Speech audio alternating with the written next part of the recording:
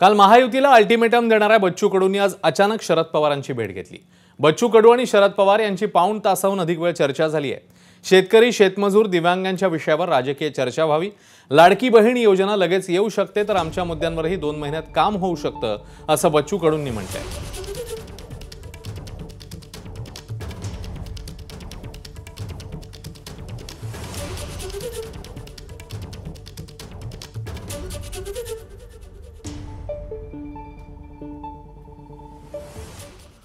दरम्यान बच्चू कडू यांच्या मनात नेमकं काय चाललंय असा सवाल या निमित्ताने उपस्थित झालाय। काल बच्चू कडूंनी सरकारला अल्टिमेटम दिला होता। काल संभाजीनगरात बच्चू कडूंनी महामेळावा घेतला, त्यानंतर आज अचानक त्यांनी शरद पवारांची भेट घेतली, त्यामुळे राजकीय वर्तुळामध्ये चर्चा उधाण आली आहे। बच्चू कडू महायुतीची साथ सोडून महाविकास आघाडीसोबत जाणार का याची चर्चा आहे। तर बच्चू कडू आणि शरद पवार यांची भेट झाल्यामुळे आता राजकीय वर्तुळात तर्कवितर्कांना उधाण आलेले आहे। बच्चू कडू यांनी अचानक शरद पवारांची भेट घेतली आणि दोघांमध्ये जवळपास पाऊण तास चर्चा झाली।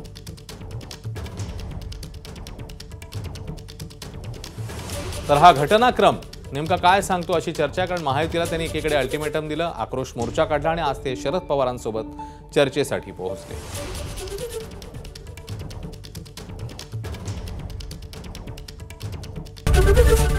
एबीपी माझा, उघडा डोळे बघा नीट।